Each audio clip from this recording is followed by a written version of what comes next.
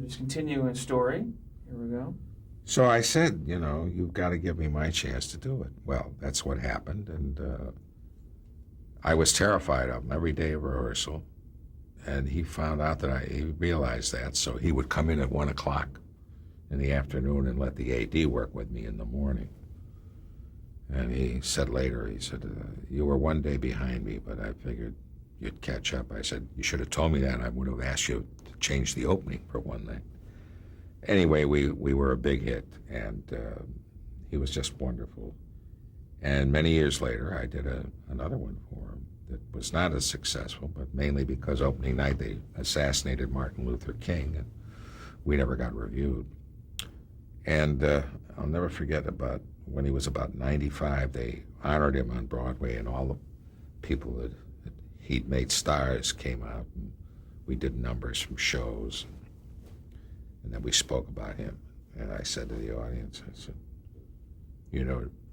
George Abbott is responsible for making more stars in our business than anybody else. And I looked at him in the eye. I said, a lot of them wanted to be here tonight, George. I said, but some of them are dead. And he fell out of his chair, just hysterical. And he had a great wit, very straight-laced, never smoked, never drank, and maybe that's why he lived to be 107. His father was a drunkard.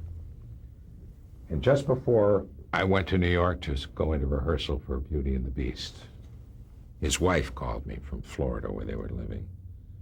She says, I'm writing a book with another professional writer, and I'd like to interview you. And I said, where do you want to do it? She says, well, I'm going to New York. I said, well, so am I. I'm coming for rehearsals. And she said, that was great. And we set that up. And while I'm talking to her, this was on a Sunday, I said, how's George? And she says, oh, he's fine. Would you like to talk to him? Now he's about 105 at this point. I said, I'd love to talk to him. There's this long pause. Before I get a chance to say anything, he picks up the phone. He says, the Jets have the worst football team I have ever seen. He was watching a football game, and that's all he wanted to say. And that was it? And that was his way of saying, hello, I love you, how are you? Yeah. He's a great man. I'm sure you've been asked this many times, but it's always interesting because everyone has a different answer. What advice would you give to someone starting out as an actor? I think it's changed a lot from, let's say, when I started out. When I was a kid, if you wanted to be an actor, there were so many places where you could go and fail. Stock companies. People wouldn't be there of any importance to see you, but you could learn things about yourself, what you can do and what you can't do and what you need to learn. But there aren't that many places, as Danny Kaye says, there's no place to fail anymore. So I would advise young people, colleges today, universities, have some of the finest drama departments there is, also including wonderful facilities, both technical and wonderful theaters. And I would really, that's the advice I would give to somebody who's young. If they're older than the college age, well, then they have to just, try and go after it. They have to get somebody to work with, join groups, don't worry about money. You gotta be willing to sacrifice that, learn your craft, and take the work wherever it is. Of all the characters you've played and the projects you've done, what do you think you will be remembered for? I think probably if I was still living in New York, it would be Fiorello. I mean, I go to this day, and the police, Hi Butch, that's what the police used to call Fiorello. Now, the guys who are police today weren't policemen then, People on the street know who I am and know that I was LaGuardia. out here and in most part of the country, it's going to be, as a character, it'll be Mr. C. You know. I went to Australia. They did a very high-powered rock version of Happy Days.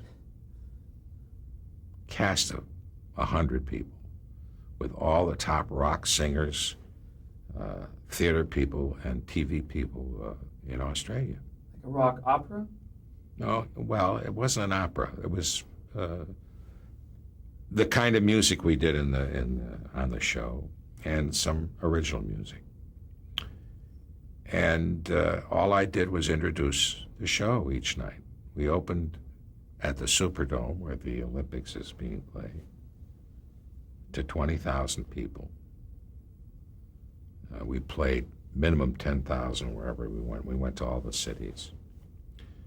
They didn't make any money because they were foolish enough to play in these huge auditoriums, and in some of those cities you wipe it out after 2 performances. There's nobody left to come and see it. And they're traveling with all these people, orchestra and all that, so they lost a fortune. But I would just come out at the very beginning and I'd talk about the show and what the television show was, and talk about the people.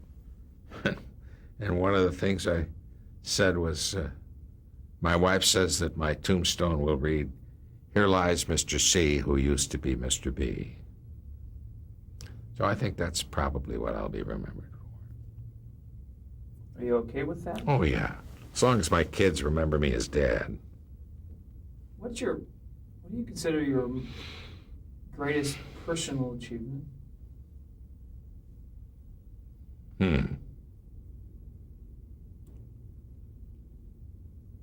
Boy, that's a tough one. I don't know whether it's a achievement of professional work or an achievement as a father and a husband and a person, a son. I think that I would consider it the fact that I've gone through life without hurting too many people. And I've always respected the rights and beliefs of other people. And I think that's an achievement because I don't really see too much of that today. I think great achievement was raising a motherless child from the time she was 11 years old until she was, well, fortunately at 14, I found another mother for her. So I got her through that.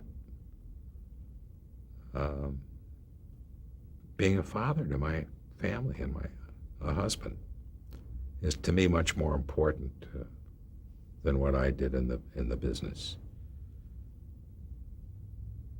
It's interesting to know that I've had the respect of the people I've worked with professionally, but I've had the respect of my family, and I think that that's much more important. I come from a family, there were 23 grandchildren on both sides of the family, they're all alive but one. And we're all very close, very, very close. And that's part of the background that I come from, the upbringing. And that's a great achievement.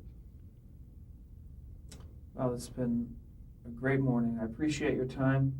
Thank you very much. My pleasure.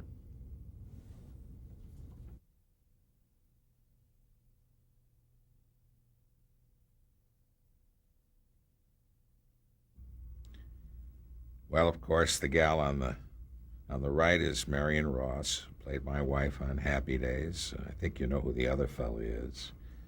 And I'm going to guess that was taken in about the 7th or 8th year of the run. That's a typical network PR picture that they take at the beginning of each year.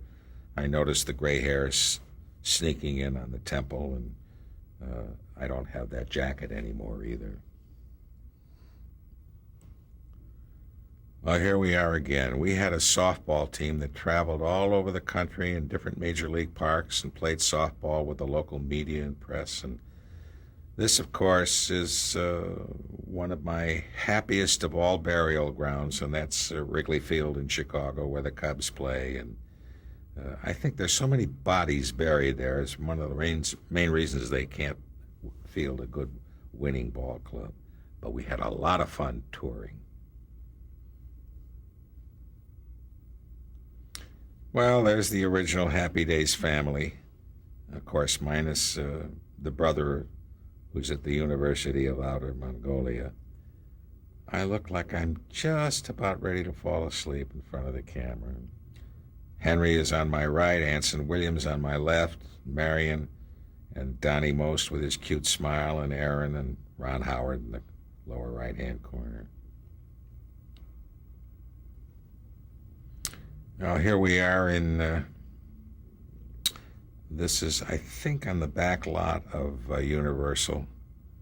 Angela Lansbury and myself waiting for a shot to be made on Murder, She Wrote.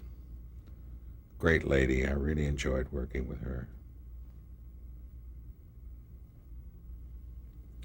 And here, of course, is Tracy Nelson, myself, and Father Dowling Mysteries. And that picture of me really thrilled my rabbi to no end.